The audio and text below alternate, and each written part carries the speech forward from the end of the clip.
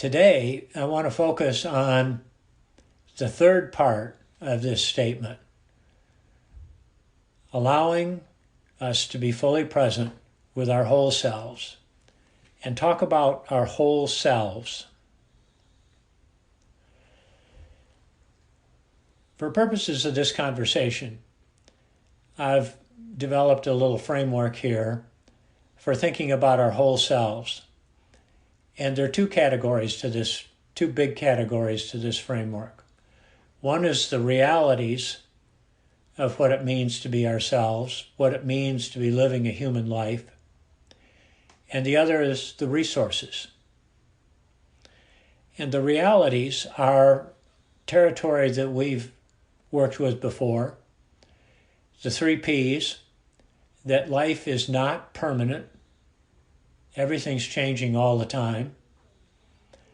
And we have the opportunity to appreciate that both intellectually and even more powerfully experientially. Especially when we meditate, we can notice how often things change. And Yetta gave us an example this morning of how rapidly her brain was shifting back and forth between active and still in just a 30-minute period. That's an example of impermanence. All our brains are doing it.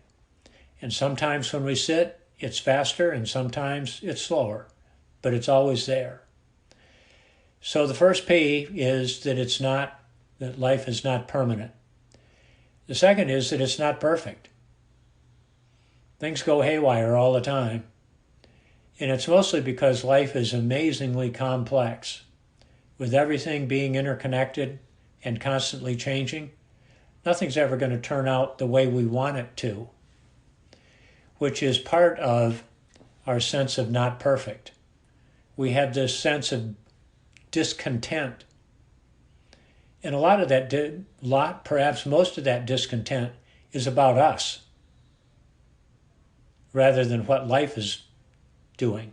Life is just happening. The world's just happening. It's how we relate to it. Do we want it to be perfect? Or are we willing to accept and allow for how it actually is, which is neither perfect nor imperfect? And the third of the P's is that life is not personal. I know this will come as a shock to all of you, but everything's not about each of us.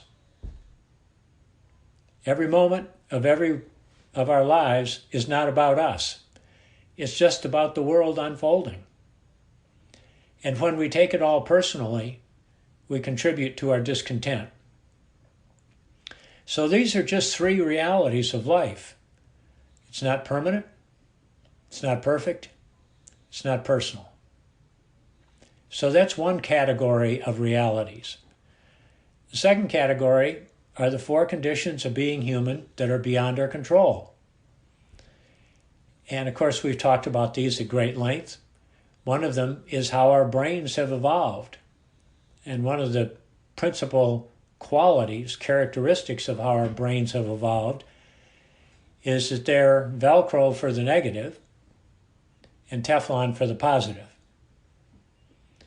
Now, they've also evolved so that we are skillful at finding that which is of benefit to us.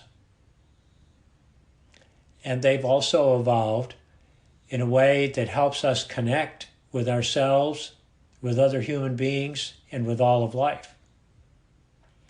But it's this Velcro Teflon aspect that can be so prominent on a moment-by-moment basis and leave us feeling triggered again and again and again, leave us in that place of discontent. The second condition of being human that's beyond our control is our genetic composition. We got the genes we got. And as we've talked about many times, it turns out, as contemporary 21st century science is telling us, there's much, much more to our genes than exactly what we look like or how tall we are. that our anxiety levels, our happiness set point, whether we're introverted or extroverted, and many, many more qualities come with our genetic package. And unless you're one of those few people who got to choose your parents, you got what you got beyond your control. The third is the conditioning we've experienced in our lives, particularly when we were young, when we were more impressionable and we had less control. And oftentimes we were, almost all of us, in fact, I will say every single one of us was subjected to difficult, very difficult experiences when we were young that we couldn't cope with, we didn't know what to do about. We couldn't fight them, we couldn't flee, and they tended to freeze in us, in our nervous systems, and they get triggered. Now, that's not all that happened. Of course, there were a lot of positive conditioning that occurred, but it's that negative conditioning, that negative circumstances that land us in that place of discontent again and again. And the fourth is social and cultural norms.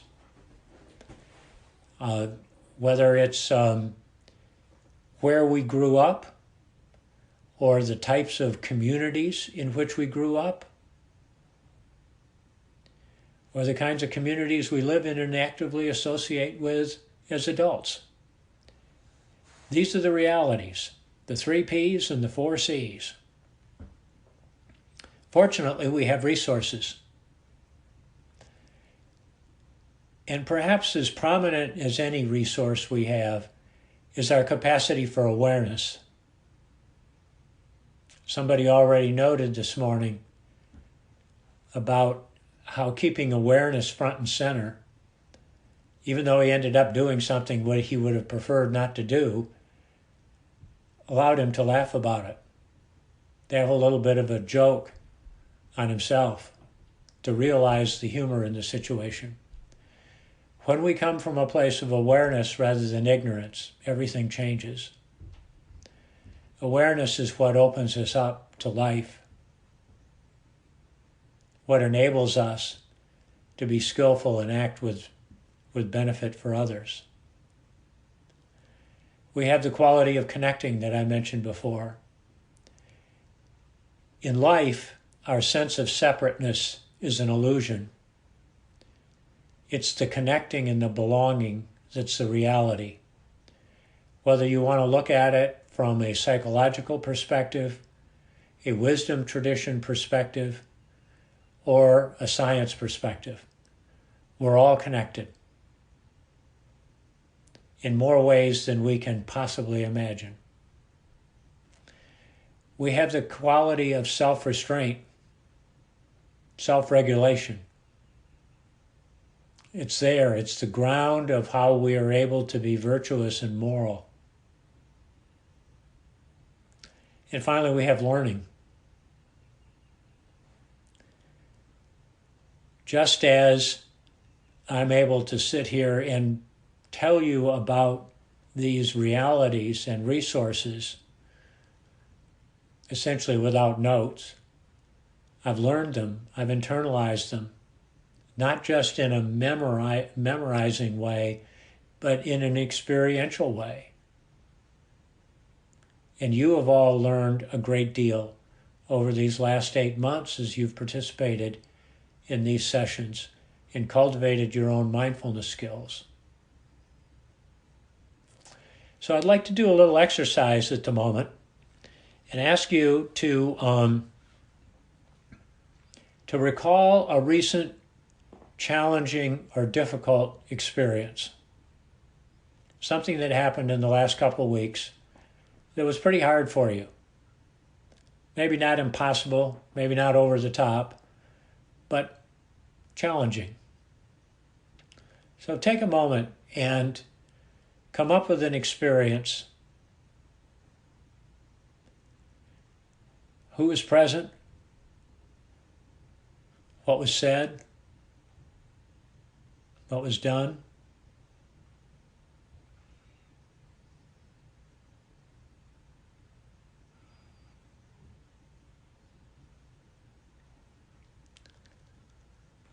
And now I'll just go through these realities and resources one by one, and begin by asking you to consider how the fact that life is impermanent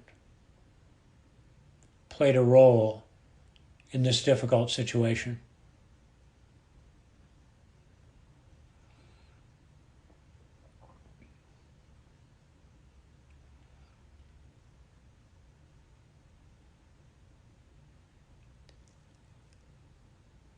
How the fact that life is not perfect, it's messy, it just keeps rolling along, played a role.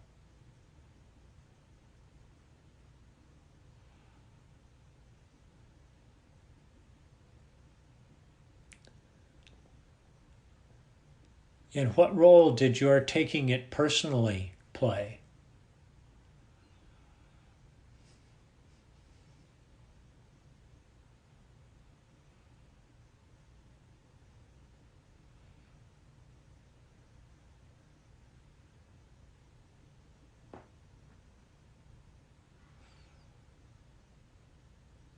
So we have the circumstance, the challenging experience, and now let's pay a little more attention to how we reacted to it. What role did our nervous systems having this bias for the negative play in shaping our initial reaction?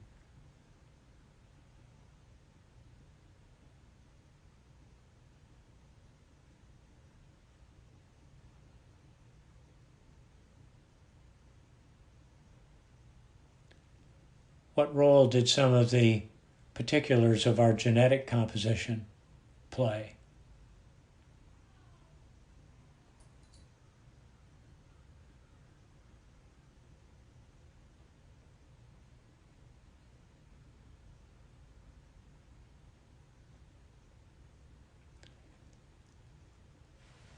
Perhaps our sensitive reaction to the circumstance arose out of something that happened when we were young and we didn't know how to deal with it.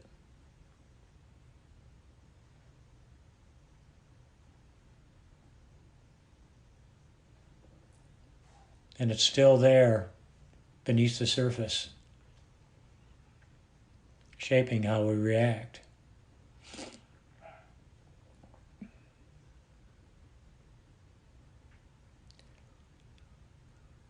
How is your reaction shaped by social and cultural norms that have been present in your life?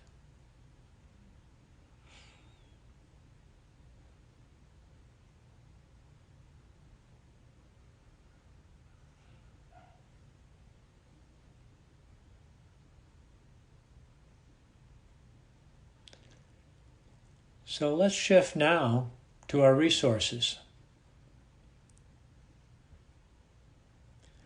One of the great things about our resources is that they give us access to space. And once we have space, we get more access to our resources. It's a really helpful reinforcing loop system.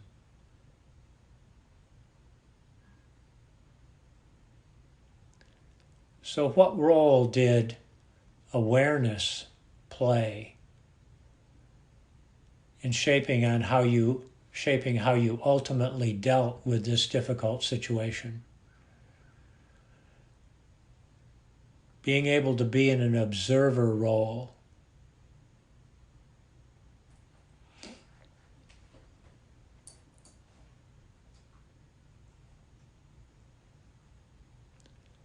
What role did being connected to yourself and to others play?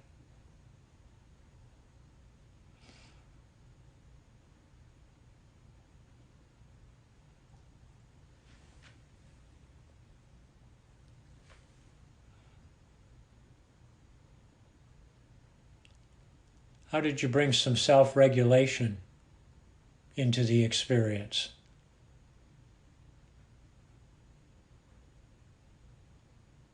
awareness of an imminent reaction that you are able to regulate.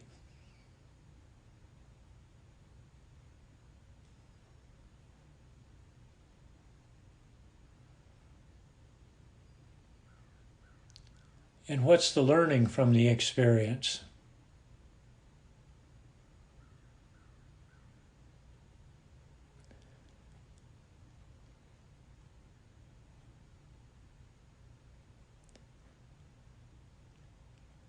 In the world of mindfulness, wisdom is regarded as our ability to see clearly these realities of life. Because when we see them clearly, we're not clouded over, we're not distracted. We don't get caught up in grasping and fear and delusion. We're able to be more skillful, act in ways that are of benefit for ourselves and others. That's where the learning comes into play.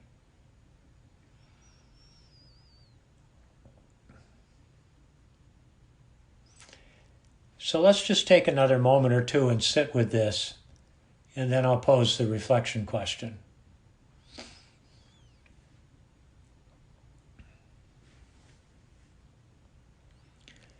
You might simply notice what's going on inside yourself at the moment. Don't be in too analytical a mode. Just allow whatever is arising to be there and be an observer of it.